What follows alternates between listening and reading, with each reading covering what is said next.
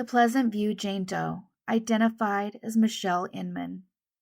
This case is one of many known as the redhead M-word. There were quite a few unsolved cases where redheaded females in the United States between October 1978 and 1992 were believed to have been linked to someone traveling around taking lives. While some appear to be outliers, many did appear to be linked.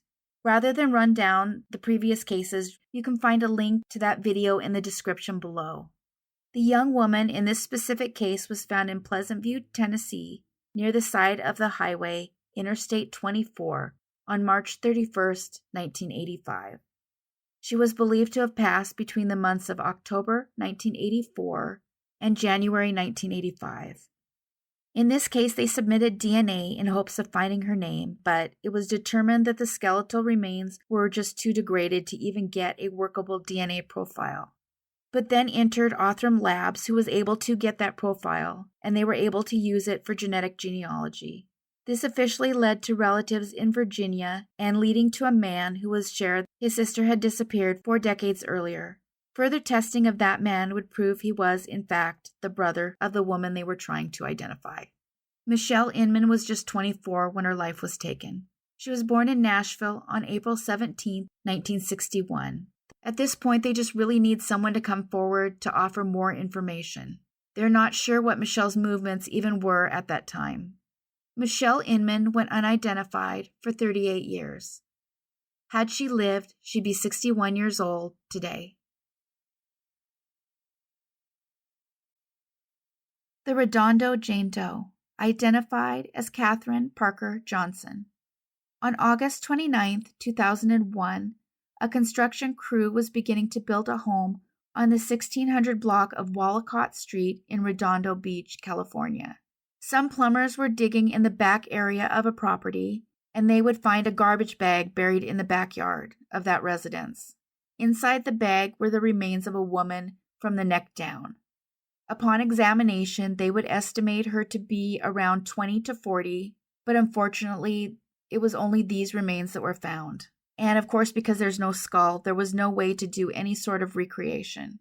This was likely done to keep her from being identified, and it worked. At one point, the case was reopened, and the police would actually pull 40 years' worth of missing person reports, looking for anybody that fit her description. But the task, of course, without the skull, was a pretty huge undertaking. And while they did the best that they could, they still couldn't identify her. All in all, they would say they compared her to 47 different cases. Then in 2019, they approached the DNA Doe Project, and it was this project that would end up crowdfunding this case. Of course, it always depends on who is in the public databases when they go to look. They were able to eventually get some hits that were pretty close, believing them to be perhaps a first cousin. But unfortunately, that person ended up being adopted and did not know who her biological parents were. As time would go by, they would get more hits that were closer, but they were still also about at the first cousin level, and it would turn out they were scattered all throughout the United States. So they began approaching them, eventually leading them to an 84-year-old aunt in New Jersey. They were really lucky that this aunt happened to do a lot of genealogy. Detectives would ask the aunt if they knew anyone who disappeared in the late 70s or early 80s, and they got their best lead yet. She said that her half-niece had gone to California but was never heard from again. They would eventually believe that they had finally found Catherine Parker Johnson. This would lead to Catherine's sister and Catherine's daughter, Rebecca. And from there, they would approach Catherine's son, Tony. Both of these kids had no idea what happened to their mom. He would tell investigators that he believed that if his mom had still been living, she would have come back at some point, so he'd long suspected that she'd passed away. They were able to speak to Catherine's husband, Van Johnson, who for his part waited years for his wife to return. He would say that over time he began to believe she just left her old life behind. He'd hoped that she would come back, but she never did, and eventually he had to move on, filing for divorce. He did this in part to make sure that he was able to keep custody of his children, wanting more than anything to make sure that they had a loving and stable home. We know now that Tony was 1 year old when his 21-year-old mother disappeared. She left her home in Memphis, Tennessee, heading to Southern California, leaving her son behind as well as her older daughter, Rebecca. For the next 4 years, Catherine would sort of float in and out of her children's lives. They would explain this was a really difficult time for them. They wanted their mother with them, and they would beg her to stay, but eventually she would go back to living a somewhat transient lifestyle. But she loved her kids, and she sent them letters and made calls. But for their part, they missed her, and they still just wanted her back home. But no matter what, she did stay in contact. She would return one final time on May 13th, 1981, when she was 24. Her ex-husband and the kids remember this clearly because it was one day before Rebecca, Catherine's oldest child, was to turn 8. It was the last time Rebecca and her now 5-year-old brother would see their mom. They'd held on to the calls and letters that happened for the most of their life so far. So that was the one thing that remained consistent, and yet those stopped also. The kids were understandably incredibly brokenhearted, and they would believe for a long time that they'd been fully abandoned. But the truth was worse, and she was close by all that time, only about 8 miles or 13 kilometers away from where she was visiting her children.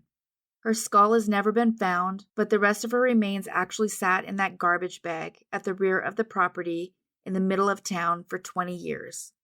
And they at least now know that she didn't leave of her own accord.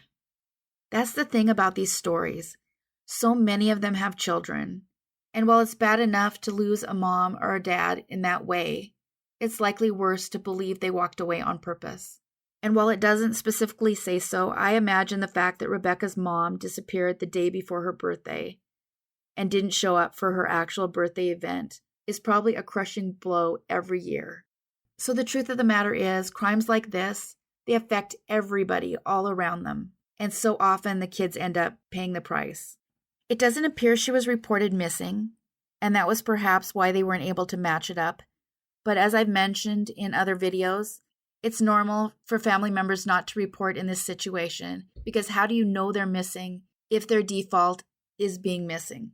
If it's normal for them to disappear. And then, of course, at this time, it was normal for the police not to take the reports anyway on someone in a situation like this. But the sad thing is the kids just didn't know. Her son would go on finally to say that knowing what happened to his mom brought a little bit of light to him. He would explain that Catherine's life started out as a struggle, which might have led to the kind of parent that she was. Born in 1957, her own mom had passed away when she was really young, leaving her with a father who decided he didn't want to care for her or her siblings. So as a result, he walked away and all of the kids ended up in foster care. She eventually met her husband, Van Johnson, when she was just 16, and he was 18, and she wanted a family so badly that she decided to get married and start one right then and there. And they would go on to have 2 children. And at first, it seemed like Catherine's desire for stability and a real family of her own had paid off. But then she started to experiment with illegal substances, and this was something her husband wasn't into at all. They would begin drifting apart, and eventually her husband would have to step away a little bit in order to try to keep the kids safe. He took them and he moved into his mother's house. However, he loved Catherine and he was sad, but he was doing what he had to do for his kids. And at this point, of course, all he could do was try to provide some sort of stability on his part. Sadly, along this time, Catherine herself became less and less stable. He would later say that her lifestyle changed and she liked that camp life or whatever it was that they were doing. Her ex-husband would say that he got a phone call at one point where a man called and told him that he had bought a Cadillac and was planning on driving Catherine to California. Catherine's ex-husband would say that he tried to beg her to stop her from leaving, to stay for both him and the kids, but she refused and she did leave in 1977. But over the time, she wrote a lot of letters and she especially tried to stay close to her daughter, which is likely why she came back right before her birthday. And whatever happened, happened. Catherine's youngest child, Tony, is now 48, and his last memory of his mother was of her running up and down the street playing with him. Van Johnson, her ex-husband, eventually remarried. The police tried to tie Catherine to the property where she was found, but they haven't been able to do that so far. So right now, it's really important that anyone with information come forward. Catherine Parker Johnson was missing for 42 years. And an unidentified Jane Doe for 21. Had she lived, she would be 68 years old today.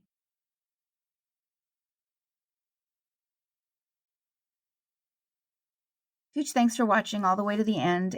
And a big thanks to all of you who consistently like and comment on the videos. Whether you leave a full comment or an emoji, it makes a huge difference. So if you consistently watch my videos, maybe take a moment to subscribe. It's a huge push toward the videos being suggested to new people. The next goal is 20,000. Thanks everyone for watching. Take care of yourselves and each other.